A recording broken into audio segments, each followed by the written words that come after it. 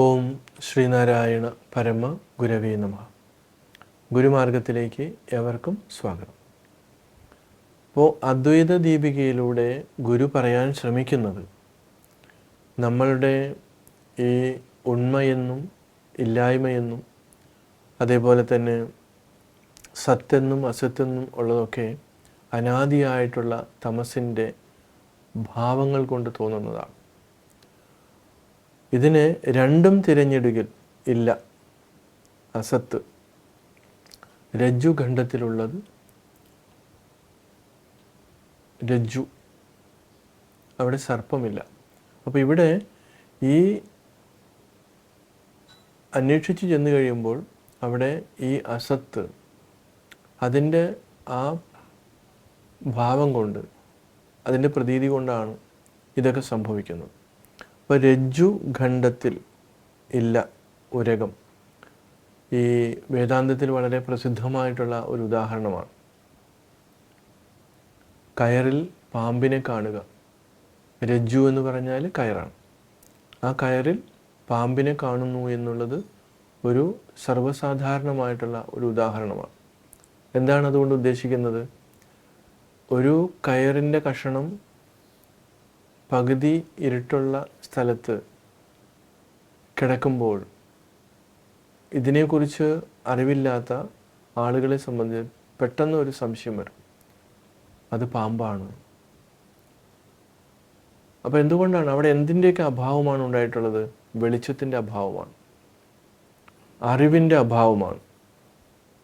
എപ്പോഴോ നമ്മളിങ്ങനെ പാമ്പ് ഇങ്ങനെ വളഞ്ഞുകൂടിയാണ് കിടക്കുന്നത്, അത് പകുതി ഇരുട്ടിൽ അല്ലെങ്കിൽ പകുതി വെളിച്ചത്തിൽ നമ്മൾ ഒന്നിനെ തെറ്റായി ധരിക്കുകയാണ്.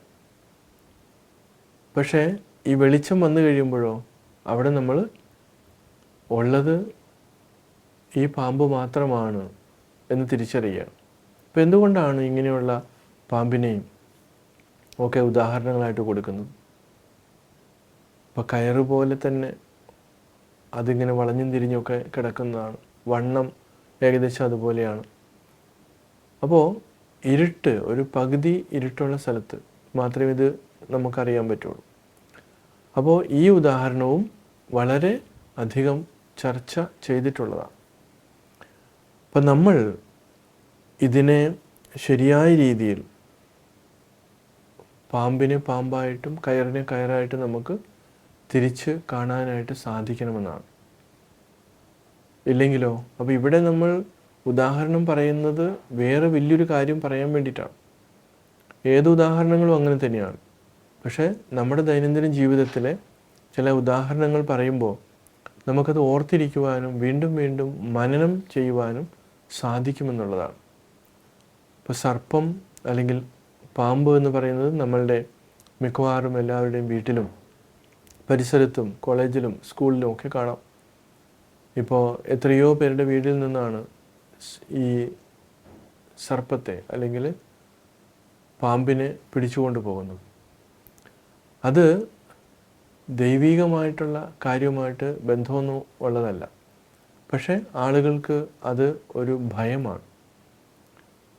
പാമ്പിനെ, അതിനെ പൂജ ചെയ്യുക, മറ്റു കാര്യങ്ങളൊക്കെ ഉണ്ട്. അപ്പം നമ്മളെ സംബന്ധിച്ചിടത്തോളം അതല്ല ഇവിടുത്തെ മുഖ്യമായിട്ടുള്ള വിഷയം. ഈ പാമ്പ് ശരിക്കും പറഞ്ഞാൽ ആഗ്രഹങ്ങളുടെ പ്രതീകവും കൂടിയാണ്. അതിങ്ങനെ ചുറ്റിപ്പിണഞ്ഞ് കിടക്കും. ഒരു സ്ഥലത്ത് നിന്ന് പിടിക്കുമ്പോൾ വേറെ സ്ഥലത്ത് പിടിക്കും. ഇതിങ്ങനെ ചുറ്റിക്കിടക്കുന്നതാണ്. ഇതിനെ ഒഴിവാക്കുക എന്നുള്ളത് ഭയങ്കരമായിട്ടുള്ള ബുദ്ധിമുട്ട് പിടിച്ച കാര്യമാണ്.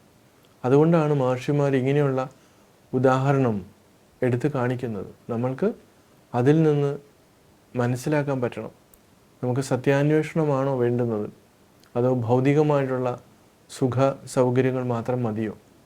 മനസ്സിനെ ഒരു ബാലൻസിൽ കൊണ്ടുപോകേണ്ടതല്ലേ? ഇപ്പോൾ മനസ്സ് ബാലൻസ്ഡ് അല്ലെങ്കിൽ അത് വേദാന്തം പഠിക്കുമ്പോഴായാലും ശരി, ഭക്തിയിലായാലും ശരി, രാജയോഗത്തിലായാലും ശരി, ഏതിനകത്തായാലും നമ്മൾക്കതിനെ ഒരു മിനിമം ഒരു തലത്തിൽ നമുക്കതിനെ കാണാനും അതിനെ തിരിച്ചറിയുവാനും നമുക്ക് സാധിക്കണമെന്നുള്ളതാണ്. അപ്പോൾ ഈ നമ്മുടെ ആന്തരികമായിട്ട് കിടക്കുന്ന അറിവില്ലായ്മയെ അത് നമ്മുടെ ഈ ആഗ്രഹങ്ങളെ 10 മടങ്ങ് വർദ്ധിപ്പിച്ചു കൊണ്ടുപോകുന്ന ആ പ്രക്രിയയല്ല നമുക്ക് വേണ്ടുന്നത്. മറിച്ച് അതിനെ ഇല്ലായ്മ ചെയ്യുക എന്നാണ്. ഇല്ലായ്മ ചെയ്യണമെങ്കിലോ അതിനെ അടിച്ചമർത്തിയിട്ടോ അവിടെ കിടന്ന് ഒച്ച വെച്ചിട്ടോ കാര്യമൊന്നുമില്ല. മറിച്ച് അവിടെ പ്രകാശം കൊണ്ടുവരിക, അറിവിനെ കൊണ്ടുവരിക. അറിവ് വരുന്ന സമയത്ത് തന്നെ ഇതെല്ലാം അപ്രത്യക്ഷമാകും, ഈ വ്യക്തത വരും. അപ്പോൾ നമ്മുടെ പൂജാ സംവിധാനങ്ങളിലും മറ്റുള്ള കാര്യങ്ങളിലൊക്കെ ആ വ്യക്തത വരാത്തത് കൊണ്ടാണ് അവിടെ വീണ്ടും വീണ്ടും സംഘർഷങ്ങളും മറ്റു പ്രശ്നങ്ങളും ബാഹ്യമായിട്ടുള്ള മറ്റു കാര്യങ്ങളിലേക്കൊക്കെ അവർ പോകുന്നത്. അപ്പോൾ തെളിച്ചത്തോടു കൂടി നമുക്ക് ഇരിക്കുവാനായിട്ട് സാധിക്കണം. അതിന് ഈ അറിവ് മാത്രമാണ് നമ്മളെ സഹായിക്കാൻ പറ്റുന്നത്. തീർച്ചയായിട്ടും അറിവ് നമ്മൾക്ക് ലഭിക്കുമ്പോൾ നമുക്ക് അതോടൊപ്പം തന്നെ നമ്മൾക്ക് ആ ഒരു എളിമയും വിദ്യ ദദാതി വിനയം. ആ വിനയം എങ്ങനെയാണ് ഉണ്ടാകുന്നത്? തീർച്ചയായിട്ടും എല്ലാവരിലും കുടികൊള്ളുന്നത് ഒരേ ചൈതന്യമാണ്, എനിക്കതിനകത്ത് പ്രത്യേകത ഒന്നുമില്ല എന്നുള്ള തിരിച്ചറിവാണ് അവനെ എല്ലാവരെയും ഒരേപോലെ കാണിക്കുവാനായിട്ട് പ്രേരിപ്പിക്കുന്നത്. തീർച്ചയായിട്ടും അറിവിലേക്ക് നമുക്ക് ഉണരാം. എവർക്കും നമസ്കാരം.